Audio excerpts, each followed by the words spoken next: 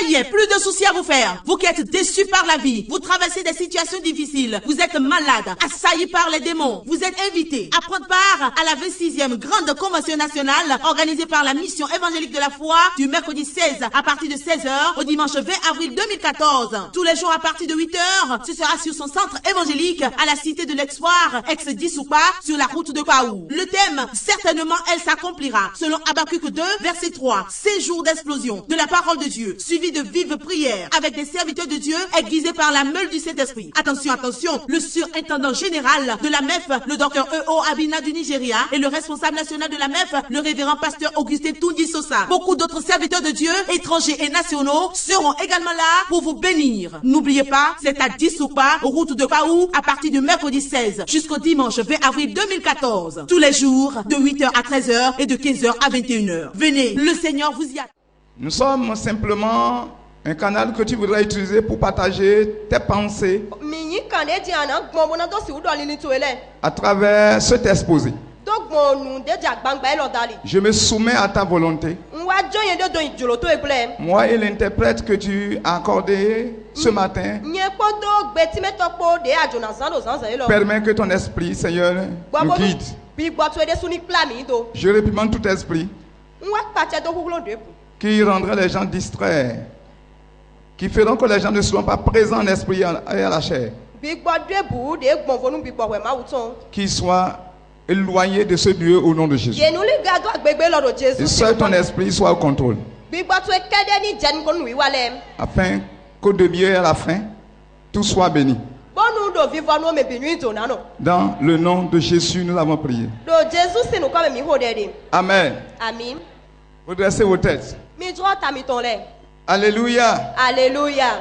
Oui, l'exposition du livre d'Esther me paraît très importante. Pourquoi cela me paraît très important? Je voudrais le dire brièvement dans l'introduction générale. Ça me paraît très important pour 3 raisons capitales. Parce que à ce grand rassemblement, et dont le thème général disait certainement elle s'accomplira. J'ai vu que ceux qui avaient, nos pères qui avaient porté leur choix également sur ce livre pour qu'on puisse partager le message contenu dans ce livre, on fait un choix raisonnable, un choix bien justifié.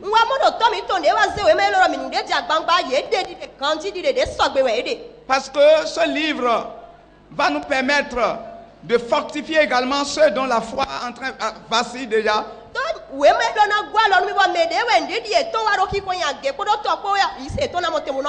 Et susciter la foi chez ceux qui ont déjà perdu la foi et le courage.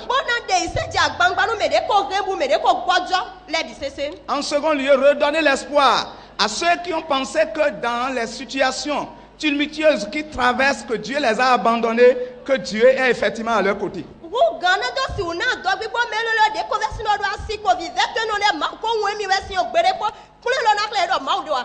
Car plusieurs ont déjà pensé que Dieu les a abandonnés. Mais à travers le contenu du message de ce livre, chacun de nous saurons que dans le silence, Dieu œuvre pour notre victoire. Et troisième raison, c'est que l'Église en général connaîtra la mission qui lui a été assignée, où on fait un rappel à l'Église pour sa mission qui lui a été assignée. La mission d'intercéder pour le salut de la nation, d'intercéder pour les membres, pour le salut des membres de nos familles. C'est pourquoi l'exposé de ce livre me paraît très important. Permettez-moi rapidement, quand vous prenez le livre d'Esther, on peut commencer à s'attacher simplement à l'Esther, mais quelles sont les autres personnalités qui ont été cachées? Et quels sont les événements qui ont marqué ceux qui étaient en ce temps à Perse? Et qu'est-ce que nous pouvons retenir à travers ces événements? C'est pourquoi je vais présenter rapidement le livre. l'auteur du livre et la généalogie de l'Esther, la subdivision du livre. Et rapidement dans cette subdivision, nous allons parler du festin qui a conduit à la désignation de Esther. Nous allons parler également de cette décret d'extermination des Juifs. Nous allons parler également dans ce exposé le complot qui a été déjoué et la vilainie d'Aman. Et comment Dieu a pu délivrer définitivement les enfants d'Israël, les Juifs en ce temps. Et la vengeance qui a été de leur côté. Donc bien aimé dans le Seigneur, je le disais, le livre d'Esther ou le rouleau d'Esther est le 21e livre de la Bible hébraïque. Ce livre raconte les Juifs furent délivrés, raconte l'histoire des Juifs qui furent délivrés de l'extermination. Il rapporte une série d'événements sur plusieurs années. À savoir, en 536 avant Jésus-Christ, ça a parlé que les Juifs furent délivrés de Babylone. Et en 478, ça a parlé de ce choix porté sur Esther comme reine à Perse. En 473, ça a parlé comment Esther a sauvé la vie aux Juifs du massacre. Mais qui est l'auteur du livre? Donc à travers ce livre, nous pouvons dire que Dieu, par l'entremise d'une femme, est capable de sauver la vie à la multitude, à une nation. Mais quant à l'auteur du livre, le livre s'était resté dans l'anonyme jusqu'aujourd'hui. Seulement certains ont attribué c'est-à-dire le récit de ce livre à certaines personnes comme parmi les Juifs. Certains disent que c'est Mardochée qui l'a écrit. Certains disent que c'est Néhémie qui l'a écrit. Mais d'autres personnalités ont soutenu que c'est Esdras qui était l'auteur de ce livre. Mais je voudrais souligner que cela reste discuté jusqu'aujourd'hui. Maintenant dans le chapitre 1, qu'est-ce qui est l'événement qui s'est produit dans ce chapitre 1? C'est là où je voudrais attaquer rapidement. Le chapitre 1 de ce livre parle de ce grand festin organisé par le roi. Ce grand festin organisé par le roi de l'empire perse en ce temps. C'est un vaste empire de l'Inde à l'Éthiopie. Ça couvre au moins 3 grands continents. Et dans ce premier chapitre, nous allons découvrir comment le roi a organisé une fête durant 180 jours.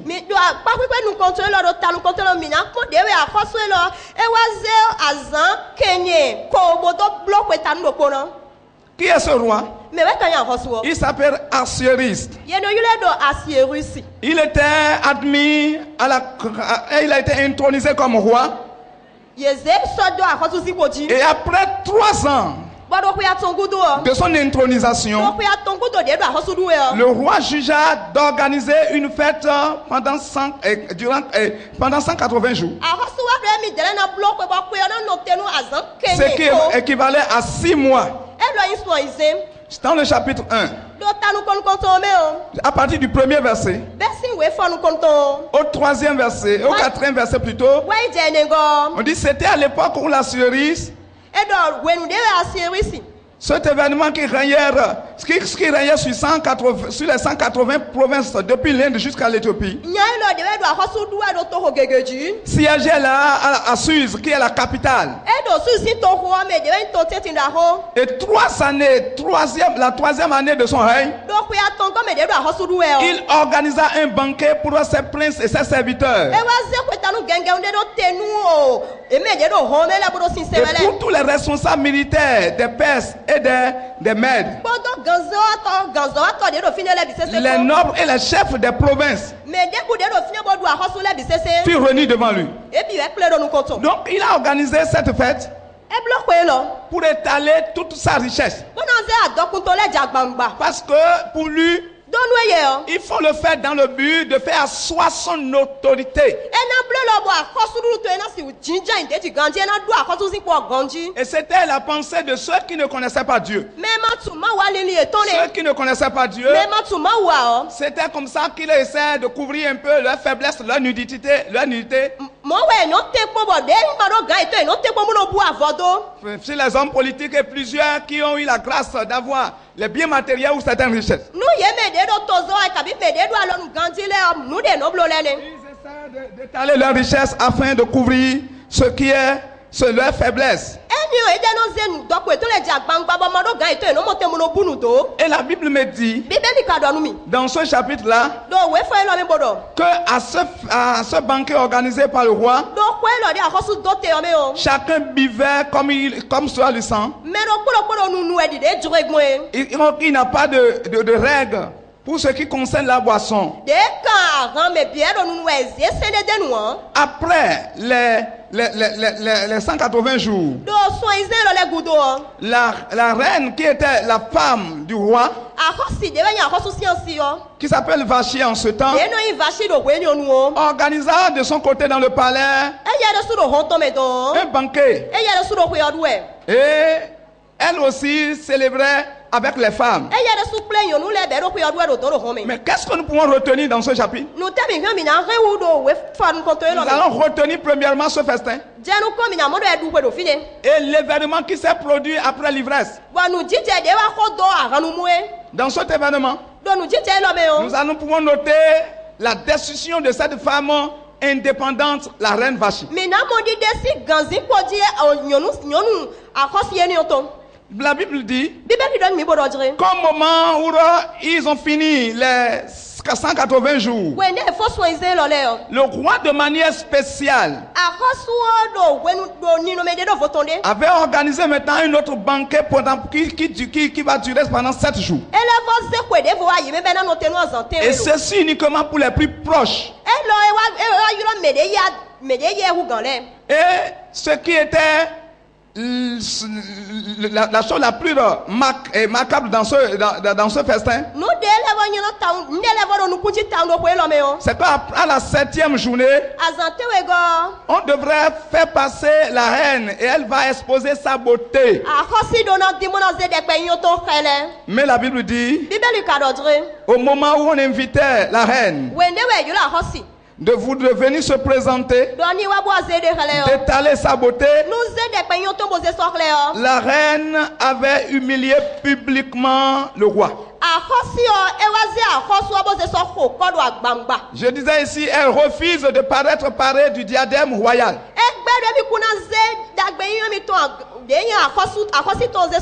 Le 7e jour, malgré l'ordre du roi Assuérus, nous pouvons noter ici l'insoumission de cette femme à laquelle la dignité et que l'immense empire humilié publiquement. Donc c'est la première chose à noter dans le chapitre 1. Et parce que le roi a voulu qu'elle expose sa beauté. Et pour l'intérêt de ce chapitre, nous pouvons dire que c'est ainsi que Dieu voudrait que l'Église puisse aussi exposer sa beauté en tant que son épouse, en tant que celle qu'elle avait parée des ornements royaux célestes. Mais laissez-moi poser cette question. Est-ce que l'église arrive toujours à honorer Dieu? Est-ce que l'église n'arrive pas à agir de la même sorte comme cette reine Vashti avait agi? Je peux dire, l'église parfois aussi agit de la même sorte sans pouvoir témoigner la beauté à la gloire de son Seigneur.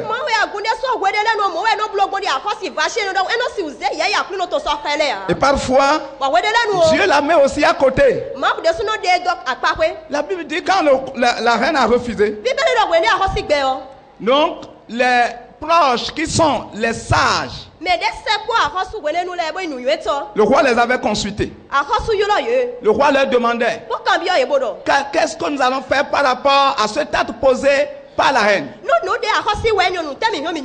Donc le conseil de ces sages est qu'on puisse sanctionner de manière de sanctionner au niveau le plus élevé pour permettre à toutes les femmes de pouvoir se soumettre à l'ordre de leurs époux.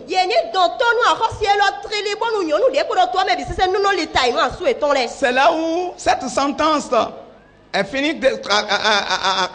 finira sur la destruction ou la répudiation de cette reine.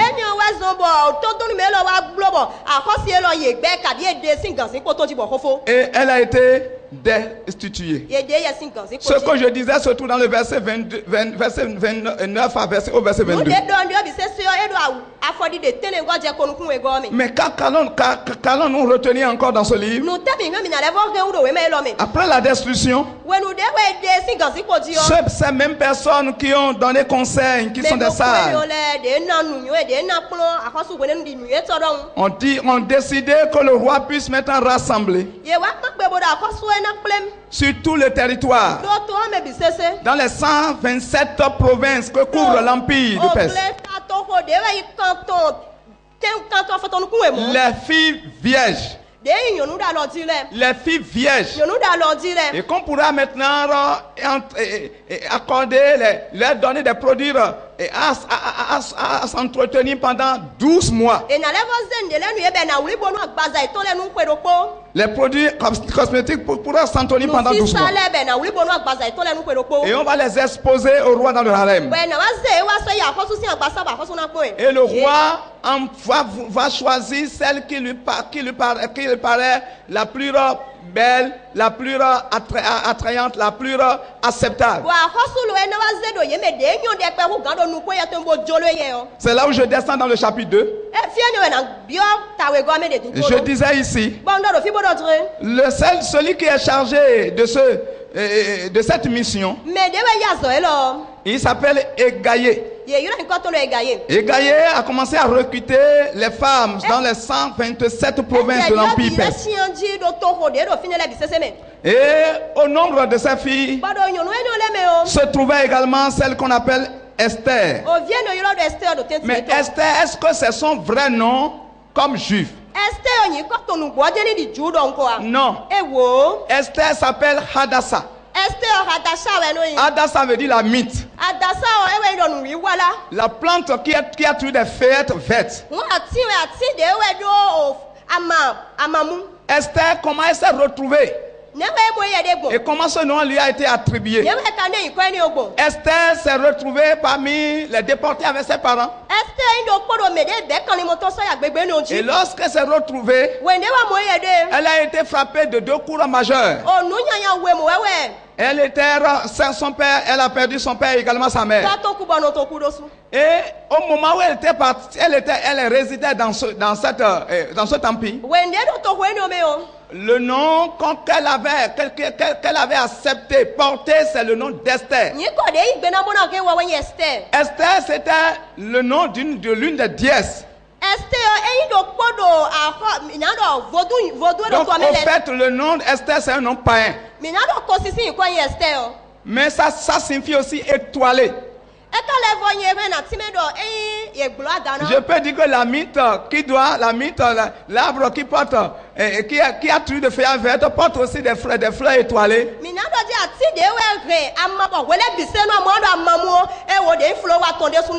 Dans le cours de l'événement, nous pouvons dire que Esther, par son nom Hadassah, également le nom païen qui lui a été attribué, cela s'est accompli dans sa vie.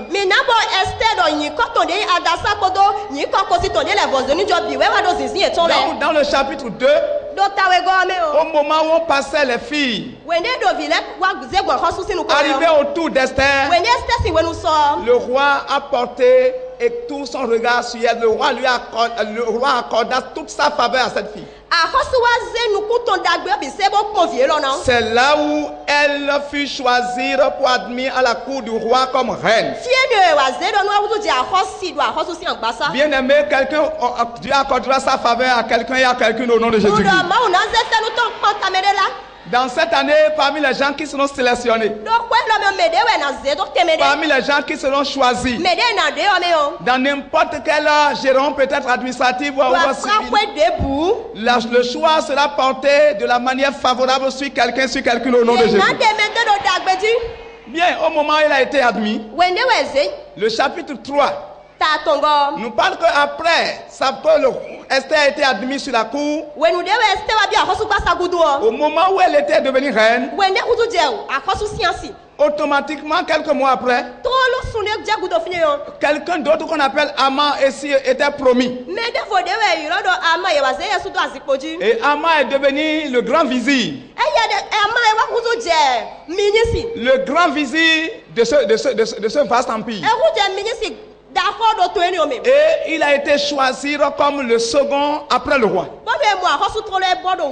Mais au moment aussitôt qu'il était venu là, le premier décret qu'il a fait sortir, c'est qu'en passant, tout le monde doit se prosterner pour l'adorer. Tout le monde doit s'incliner devant lui. Fléchir les genoux devant lui. Mais n'oubliez pas, permettez-moi de vous rappeler que quelqu'un aussi était juif. Et au moment de déportation, lui aussi était retrouvé. Et malgré que la première délivrance, on les a ordonnés de retourner chez eux, lui aussi était resté à Pest.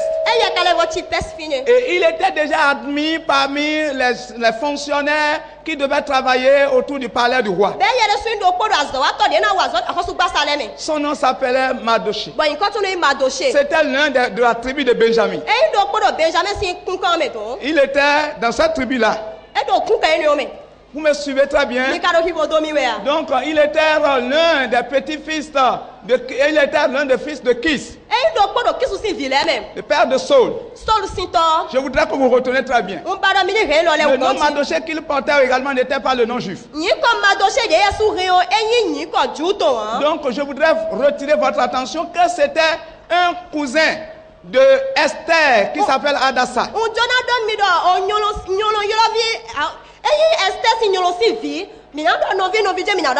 Parce que lui, c'était la fille Esther était la fille de son oncle Abishaïl, qui était décédé. Donc il est devenu le père adoptif de Esther appelée Hadassah. Donc au moment où le grand vizir Haman décida que tout le monde doit se prosterner pour lui, dans le chapitre 3 verset 1 à 4, vous pouvez voir l'histoire. Le verset 8 à 10. Mardochée lui refusa de se prosterner devant lui. Je vous rappelle que Haman était d'Agat, roi, l'un des tribus, l'un des rois amalécites. Au moment où Mardochée avait refusé, le verset 8 à 10. Il dit, cet homme était dans une grande fureur et pensa automatiquement à faire quelque chose pour pouvoir montrer son autorité. Et c'est là où il commençait à réfléchir qu'est-ce qu'il faut faire. Qu'est-ce qu'il faut faire? Et dans sa pensée, il a demandé conseil à ses proches également. Et ils lui ont conseillé de rédiger maintenant un décret et de faire tout pour que le roi puisse donner son accord. Et quand le roi va donner son accord, cela lui permettait d'exterminer tous ceux qui sont de cette nation juive et qui résidaient sur le territoire de l'empire, de ce grand vaste empire perse. Ce qu'il avait fait. Donc dans le chapitre 3, vous allez voir ce décret choisi. Et je peux lire un verset. On dit, Aman dit alors au roi, il y a dans l'ensemble des provinces de ton royaume un peuple unique bien que dispersé.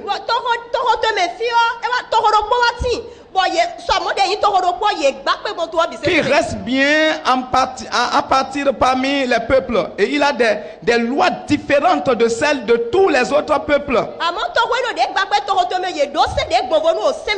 Elle n'applique pas celle du roi. Retenez, il avait soutenu cette intention devant le roi par des faux arguments. Pas de faux arguments. Et il décida de verser dans la bourse du roi, dans le trésor du roi, une somme importante. Je peux te dire, et je peux retenir, et je peux vous dire, tous ceux qui complotent ou qui décident des décrets pour exterminer votre vie se verra honni au nom de Jésus-Christ.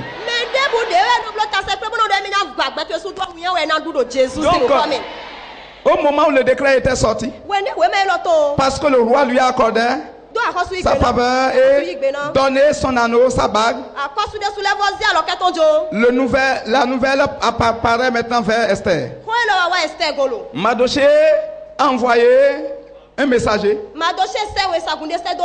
Vous pouvez trouver dans le verset 9 à 17 du chapitre 4. Et le verset 1 à 3, on dit le deuil s'est emparé des Juifs.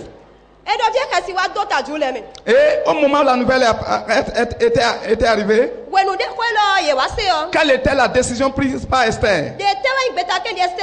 Esther décide d'intercéder. Elle décida d'intercéder. Et elle envoya maintenant le retour, le messager vers son cousin. Voici, on dit la note répond d'Esther montre qu'elle est prête à sacrifier, à faire de sa vie le sacrifice.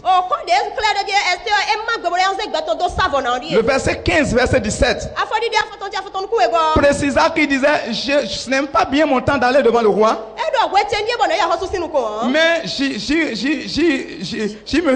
rendrai à ce lieu. Et si cela me coûtera la vie, je suis prête. Je peux te poser la question.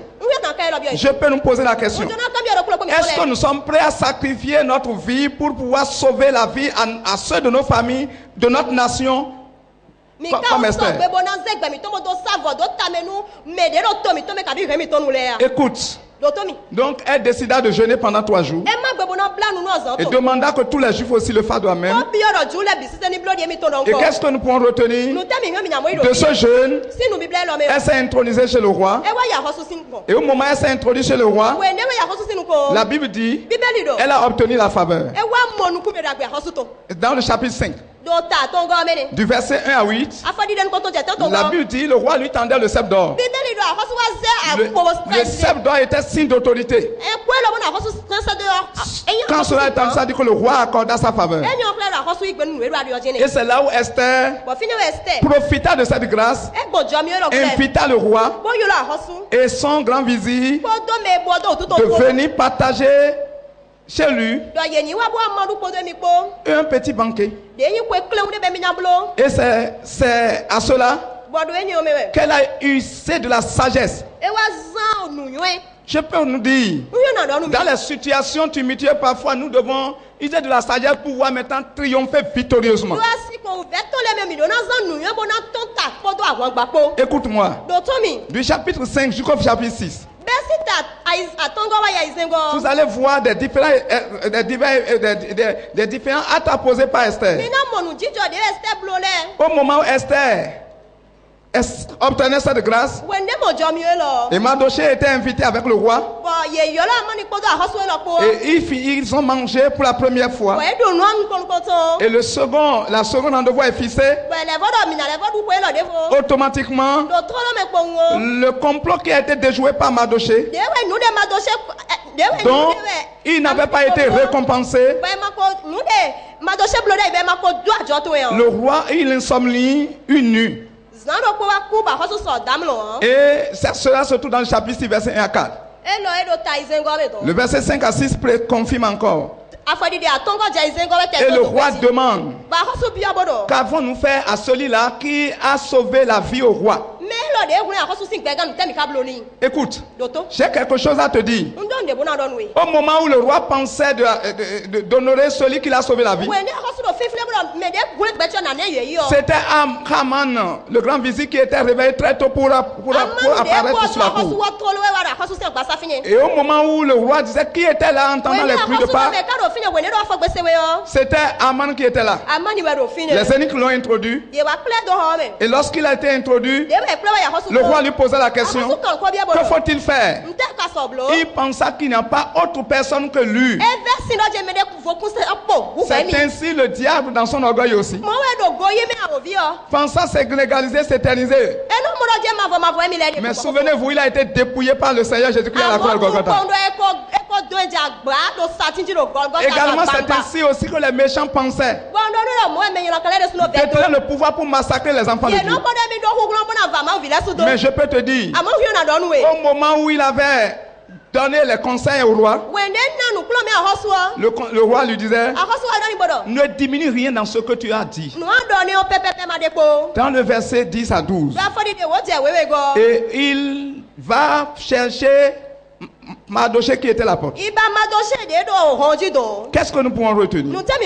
Je peux te dire, de la manière que Mardochée a été, on s'est souvenu de lui, on l'a honoré. Tous ceux qui t'ont oublié se souviendront de toi après cette convention au nom de Jésus.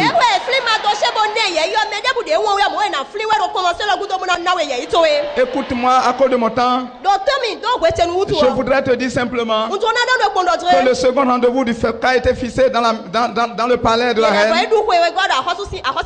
Et à ce second rendez-vous, le roi posait la question à Esther, que veux-tu? Esther lui dit, je voudrais que tu sauves la vie à mon peuple. Jusque-là, personne ne connaissait l'identité d'Esther. Elle était restée dans l'anonymat. Mais c'est au second rendez-vous qu'elle s'est affichée comme juif. Et elle disait au roi, oui, celui qui est avec toi, c'est lui qui a décidé d'exterminer tous les membres de mon peuple. C'est lui qui a décidé de tuer tous ceux qui sont juifs. Et ce décret, tu l'as déjà donné ton accord, cela a été publié. Écoute. Le roi a manifesté sa colère. Et au moment où il manifestait sa colère, Haman voudrait supplier et obtenir la grâce royale auprès d'Esther. Et il s'est prosterné devant Esther. Au moment où le roi était rentré dans le jardin, au retour, le roi l'a trouvé encore tenir les pieds d'Esther. C'était comme une tentative encore de détruire ou de violer sa femme devant lui. Je voudrais te dire, ce qu'il avait préparé, c'est ça que Dieu qui est dans le silence, qui est inconnu, voudrait renverser.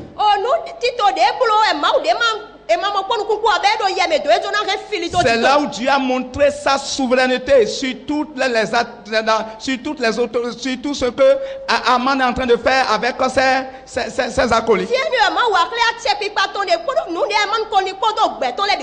Et la Bible dit que dans le chapitre 7, versets 1 à 6, la prière d'Esther a été exaucée. Et automatiquement, quelqu'un a fendu la mèche au roi, qu'il a une potence déjà préparée par Aman pour pendre Mardochée. Et le roi décida qu'on pense maintenant qu'on arrive à pendre Haman à la place de Mardochée. Je voudrais te dire, tous ceux qui ont comploté contre ta vie, tous ceux qui ont décidé de te renverser, le sort va retourner sur la vie au nom de Jésus. Tous ceux qui ont décidé de t'exterminer, de te détruire, quel qu'en soit leur nom, ça serait renversé sur la vie au nom de Jésus. Nous avons retenu que cela a été renversé sur eux. Et Aman a été pendu. Ça fait deux sortes de honte. Et en même temps, le décret est sorti et Mardochée l'a remplacé comme le second dans tout l'empire.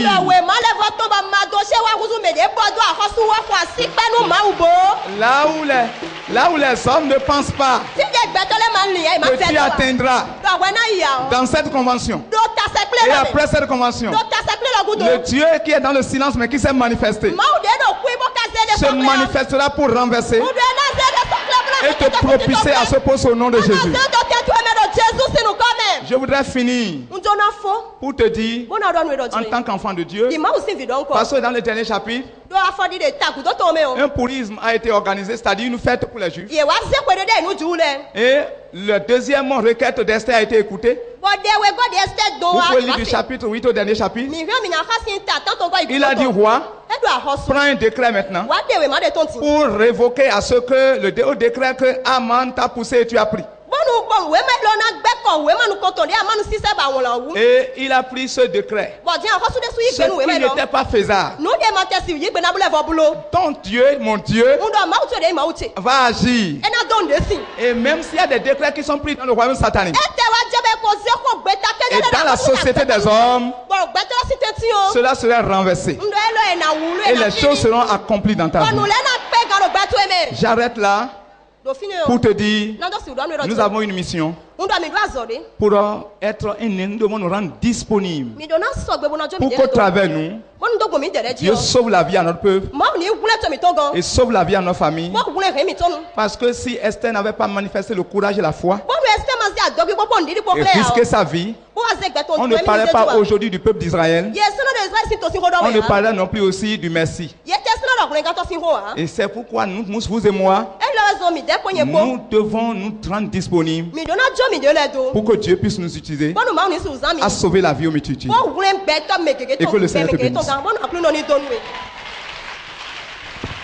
Acclamez, acclamez, acclamez. Tito, Vachi Tito, Podo Tito, Aman Quand je vois le plan de Vashti et celui d'Aman, qu'est-ce qui s'est passé pour qu'on les remplace comme ça?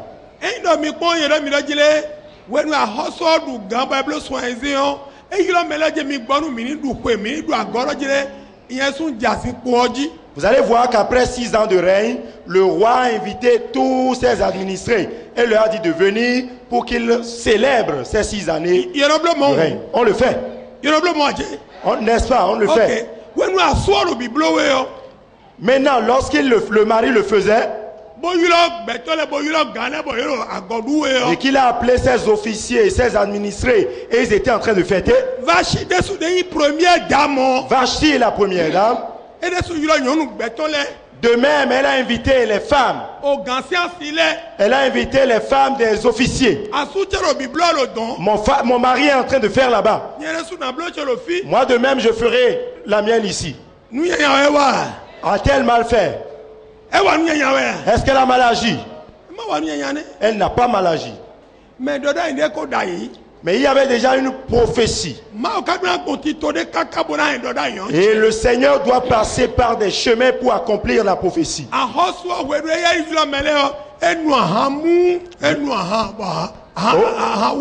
Au milieu de la fête, le roi s'était enivré complètement.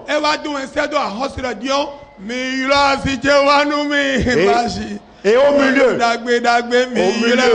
milieu de l'alcool, il disait: amenez-moi ma femme. Mettez-lui la couronne royale. Qu'elle vienne faire exposition de sa beauté. Vashti aussi était en train de recevoir ses invités. Est-ce qu'elle a mal fait? Vashti aussi était en train de recevoir des invités.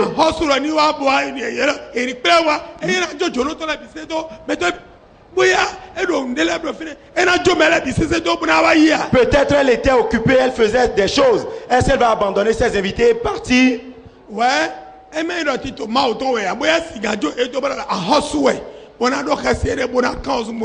Mais parce que c'était le roi, elle n'avait pas d'excuses. Elle devrait seulement abandonner tout et aller. Mais parce que Dieu avait un plan, elle-même s'est trouvé des raisons. Moi-même je suis femme, hein? Et il est en train de célébrer avec ses amis. Moi-même j'ai invité mes amis. Je n'ai pas son temps. Elle s'est entêtée là. Ne t'entête pas.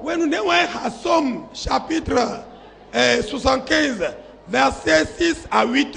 Lorsque j'ai lu le psaume 75, versets 6 à 8. Le verset 8, verset 7. La bénédiction ne vient ni de l'Occident ni de l'Orient. Mais la bénédiction vient de l'Éternel. Le verset 8. Et dans le verset 8, il dit: le Seigneur abaisse certains. Et fait quoi à d'autres? Fait quoi à d'autres?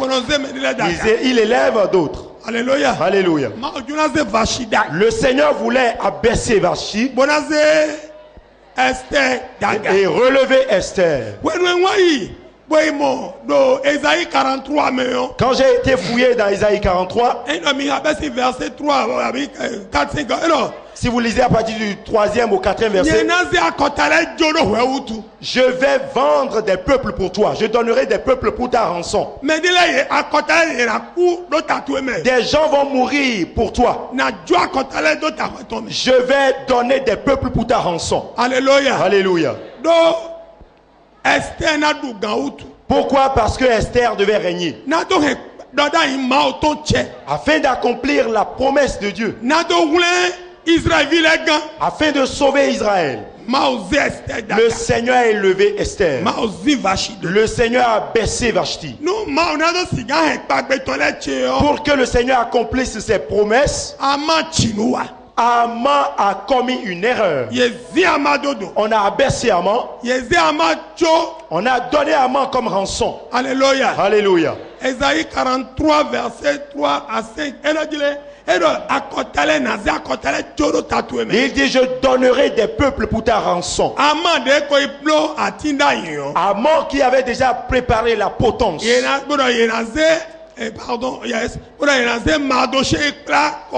Et qui l'avait préparé pour Mardoché. C'est plutôt lui-même qui a été pendu à cette potence. Alléluia. Alléluia. La promesse s'accomplira. Je vous dis, elle s'accomplira. Le Seigneur passera par des chemins. C'est en cela on chante, on dit: Ali est bon, Ali dit ouais bon que nando wa miti tabo di version oh